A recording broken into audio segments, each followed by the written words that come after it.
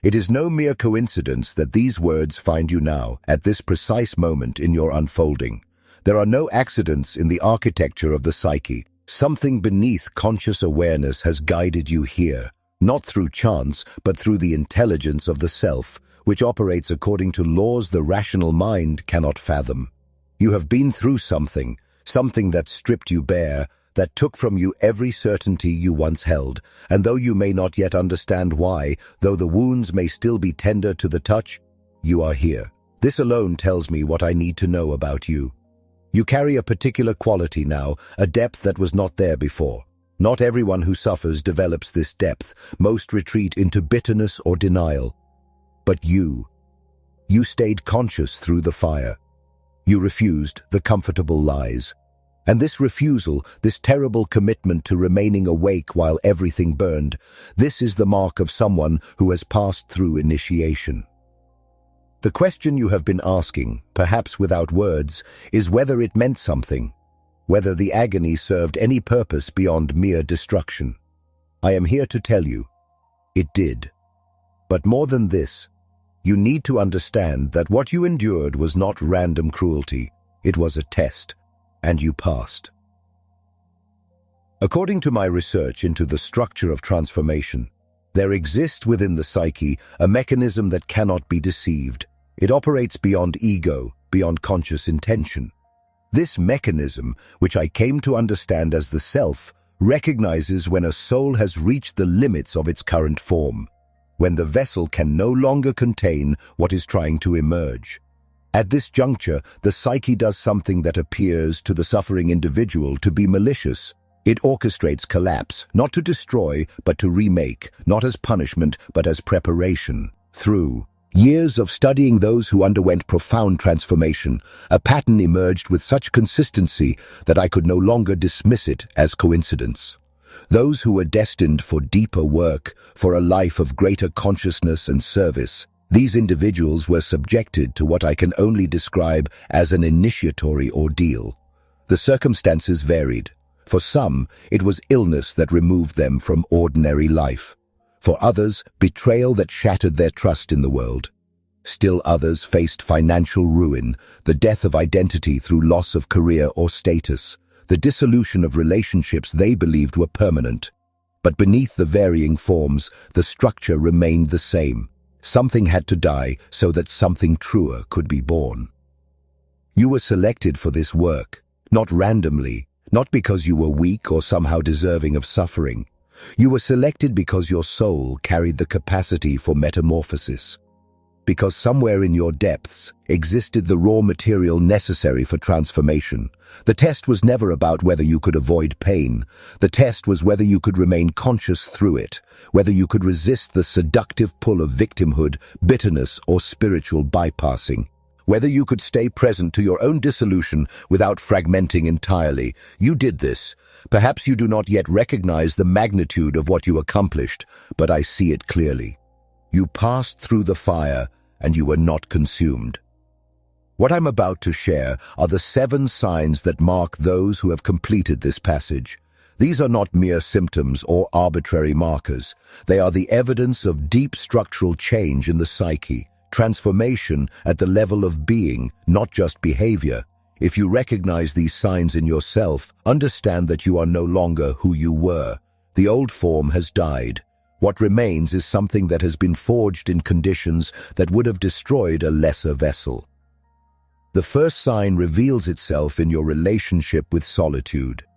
Where once aloneness felt like punishment, like evidence of your unworthiness or failure to connect, it has now been transformed into a sanctuary. You have discovered that your own company is not something to be endured, but something to be treasured. This is not the same as isolation born of fear or the defensive withdrawal of the wounded. This is a mature capacity to exist fully in your own presence without the constant need for external validation or distraction. The noise of the world, which once seemed essential, now feels like an intrusion. You have found that the deepest truths do not come from without but from within, and accessing these truths requires a quality of silence that most people cannot tolerate. This shift did not happen because you read the right book or practiced the right technique. It happened because the test forced you into depths of solitude where you had to make peace with yourself or go mad. You chose the former. You learned to inhabit your own depths without fear. The psyche, in its wisdom, knew this capacity was essential for what comes next. The second P, a turn emerges as a refined instinct for contradictions. You have developed, or perhaps simply uncovered, an almost uncomfortable sensitivity to inauthenticity. You can feel the gap between what people say and what they mean, between the persona they present and the truth that moves beneath their words. This is not paranoia. It is perception. What others miss entirely, you register in your body before your mind can name it. Someone speaks of love while their energy broadcasts resentment. Someone offers help while their true motive seeks control. You see it now, you feel it, and you can no longer pretend you do not. This capacity makes you difficult to manipulate, but it also makes you lonely in a particular way. You realize how much of human interaction is performance, how rarely people speak from the place of genuine truth. The test refined your instruments of perception. It burned away the filters that allowed comfortable delusion. What remains is clarity, sometimes brutal, always honest. You cannot unsee what you now see. This is both burden and gift. Third, you have witnessed the dissolution of who you believed yourself to be. The identity you carried into the ordeal did not survive it. The roles that once defined you, the achievements, the relationships, the status, the carefully constructed image of who you thought you had to be, these crumbled. And in that crumbling, something terrifying occurred. You discovered that you could continue to exist even without these things. The ego, which insists it is identical with the self, which believes that without its structures we cease to be, the ego was proven wrong. You lost everything it claimed was essential, and yet, here you are, still breathing, still conscious, still somehow moving forward. This death of the false self is what most people spend their entire lives avoiding. They will endure any misery, accept any compromise, betray any truth, rather than face this dissolution. But you were given no choice. The test stripped away the false identity, whether you consented or not. And now you know what the ego works desperately to conceal, that you are not who you thought you were. You are something far more vast, far more mysterious, far more resilient than the small frightened self that once believed it was the totality of your being. The fourth marker manifests as an increase in meaningful coincidences, synchronicities, those moments when inner and outer reality align in ways that cannot be explained by causality. These have become more frequent in your life. You think of someone and they contact you. You need guidance and a book falls open to the exact passage that addresses your question. You overhear a conversation that speaks directly to the dilemma you have been wrestling with in private. The rational mind dismisses these as coincidence, as the brain's tendency to find patterns in randomness. But you have moved beyond the rational mind's jurisdiction. You have learned that the psyche and the world are not as separate as we have been taught to believe. The unconscious does not exist only wit. Thin the skull, it is a field, a medium through which all things move and connect. The test opened channels between your inner reality and the outer world. It made you permeable to the intelligence that operates beneath the surface of things. Now the universe speaks to you in symbols, in synchronicities, in moments of uncanny alignment that confirm you are not alone in this work. Something is guiding you. Something is responding to your emergence. Beyond this lies a newfound capacity to hold contradiction without collapse. You can now contain paradox in a way that would have been impossible before. You understand that a thing can be true, and its opposite can also be true, depending on the level from which you are viewing. Love and hate, strength and vulnerability, certainty and doubt. These are no longer opposing forces that must battle for dominance. They are polarities that exist within a larger wholeness. The test demanded this capacity from you. It placed you in situations where easy answers were impossible, where every choice contained both wisdom and betrayal, where the right path was obscured by ambiguity. You could not retreat into simplistic thinking. You could not divide the world into good and evil, right and wrong, us and them, not when the line between these things ran directly through your own heart. The psyche requires this capacity for paradox if it is to individuate. The conscious and unconscious must be held together. The light and shadow must be integrated. Those who cannot tolerate ambiguity remain forever trapped in the rigid thinking of the immature ego. But you learn to breathe in the space between certainties. You learn that wisdom lives not in fixed positions, but in the dynamic tension between opposites. I recall a person who came to me many years ago, a woman whose life had been upended by a series of losses so devastating that she questioned whether she had somehow offended the gods. Her marriage had ended. Her career, which had been her primary source of identity, had collapsed due to circumstances beyond her control. Her health had broken down. She sat before me and asked, "What did I do to deserve this?" This is the question the ego asks when it still believes that suffering is punishment, when it still operates within the moral framework of reward and punishment, as if the universe were a stern parent doling out consequences for transgressions. I told her what I'm telling you now. The question is not, what did you do to deserve this? The question is, what is trying to be born through this destruction? She resisted this reframing for months. She wanted someone to blame, some explanation that would restore her sense of control. But gradually, as she allowed herself to descend into the grief rather than fighting it, something shifted. She began to notice that the life she had lost, the life she was mourning so deeply, it had never truly been hers. It had been constructed according to others' expectations, others' definitions of success and happiness. The person she had been was not wrong, but it was incomplete. Something in her depths had been suffocating under the weight of that constructed identity, and the psyche, in its ruthless compassion, had destroyed the false structure so that something more authentic could emerge. When she finally understood this, when she stopped fighting the transformation and began to cooperate with it, her entire being changed. The depression lifted, not because she had returned to her former life, but because she had discovered a deeper life beneath it. She had been tested, and she had passed through to the other side. You who listen now, can you recognize this pattern in your own unfolding? The sixth sign appears as a quiet authority in your own knowing. You no longer seek permission from external authorities to validate your experience or your truth. This is not arrogance, it is sovereignty. You have learned through brutal necessity to trust your own perceptions, your own intuition, your own inner guidance, because during the ordeal, these were the only reliable sources of truth available to you. Others may have offered advice, may have told you how to feel or what to do, but their words came from outside your experience. They could not feel what you felt. They could not see what you saw. You were forced to develop an internal compass, to cultivate a relationship with your own depths that did not require external confirmation. And now, even as you move back into the world, this authority remains. You know what is true for you. You know what resonates and what does not. You can listen to others without being destabilized by their opinions. You can consider perspectives different from your own without losing your center. This is the mark of psychological maturity. The ego seeks constant validation from others. The individuated self seeks truth, regardless of whether that truth is popular or comfortable. You have moved from the former to the latter, not through study, but through lived experience. What emerges seventh is the capacity to give without self-destruction.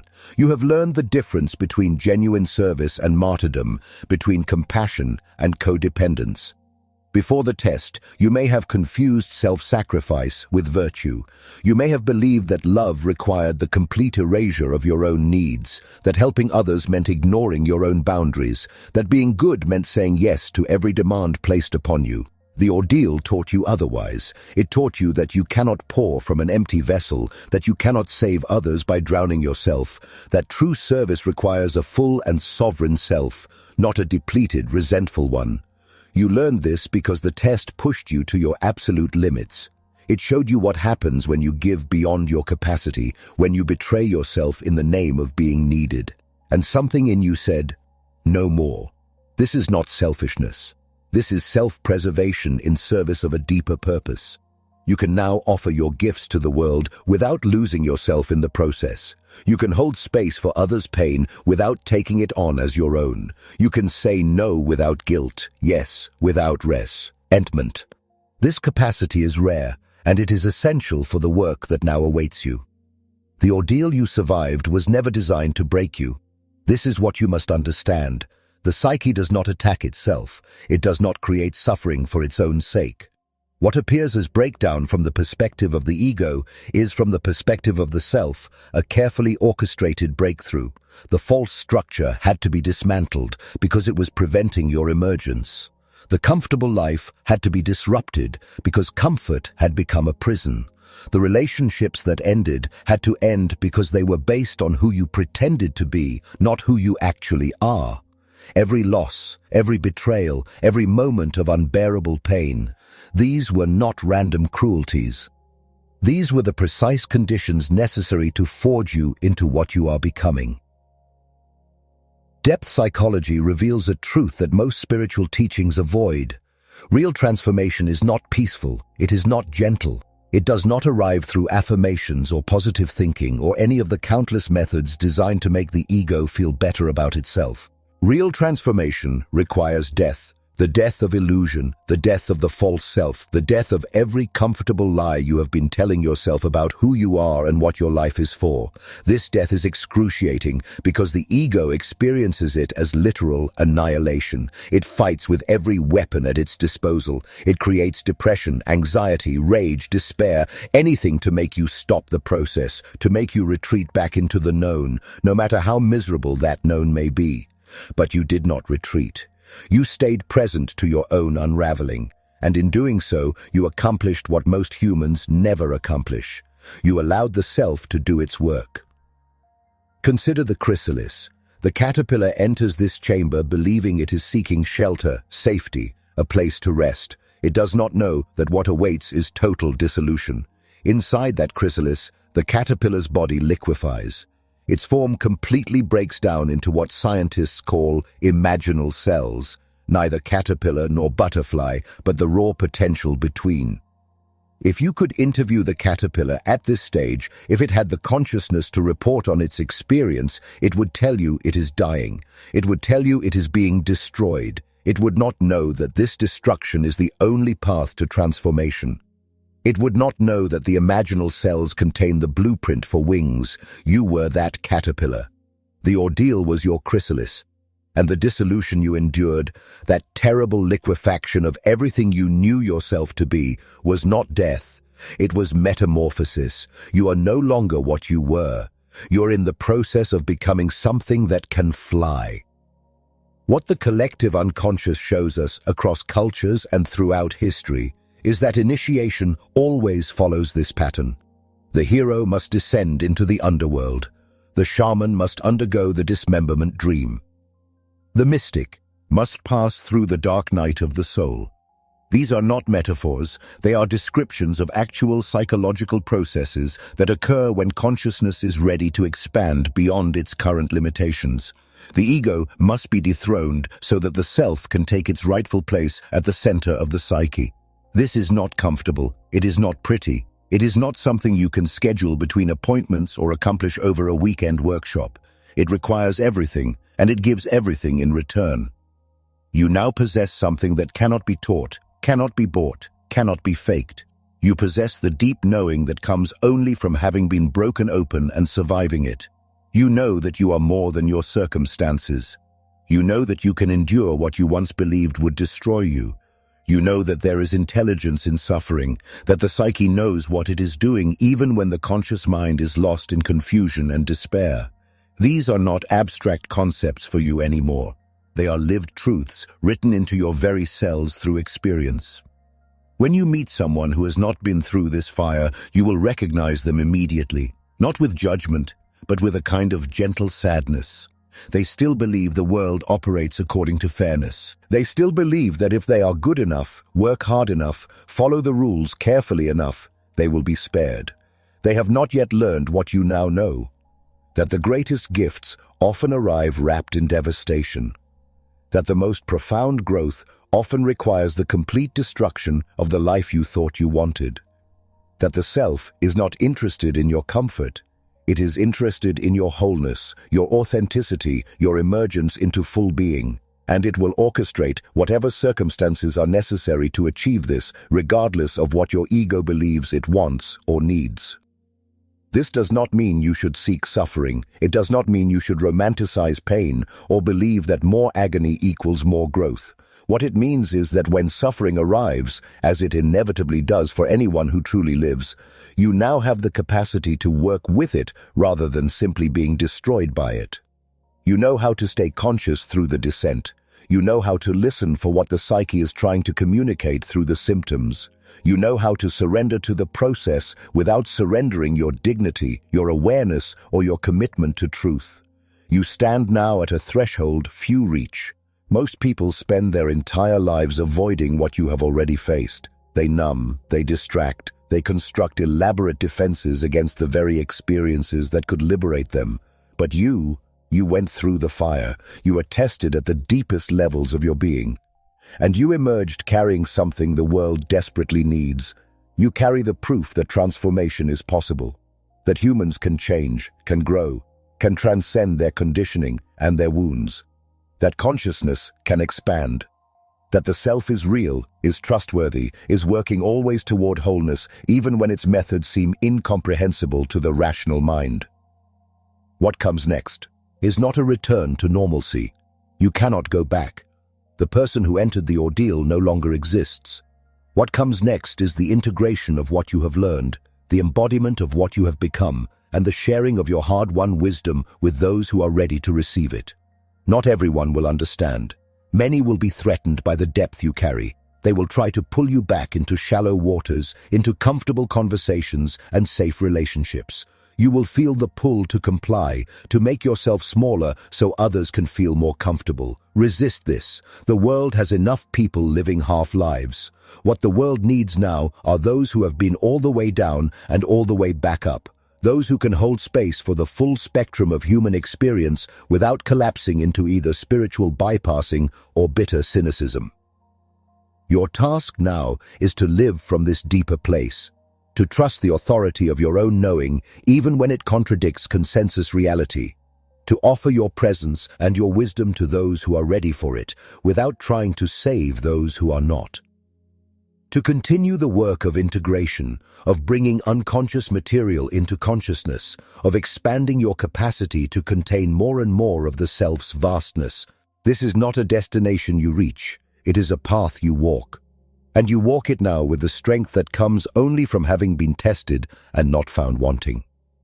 There will be moments when you doubt, when the old fears rise up and whisper that perhaps it was all meaningless after all, that perhaps you were simply unfortunate, simply another casualty of a random and uncaring universe. In those moments, return to what you know, return to the evidence written in your own being, return to the depth you now carry, the perception you now possess, the sovereignty you have claimed. These are not illusions. These are the real fruits of your ordeal. Let them remind you that you were never lost. You were being remade.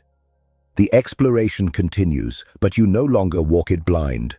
You have been initiated. You have passed the test. And though the journey ahead will bring its own challenges, its own opportunities for growth and transformation, you now know something that can never be taken from you. You know that you are capable of metamorphosis. You know that the self can be trusted, even when its methods seem brutal. You know that what appears as ending is often beginning. You know that you are far more than you once believed yourself to be. Carry this knowing forward. The world needs witnesses to transformation. It needs those who can say, "I went through the fire and I survived. I was tested and I passed. I died to the old life, and something truer was born." You are that witness now. Live accordingly.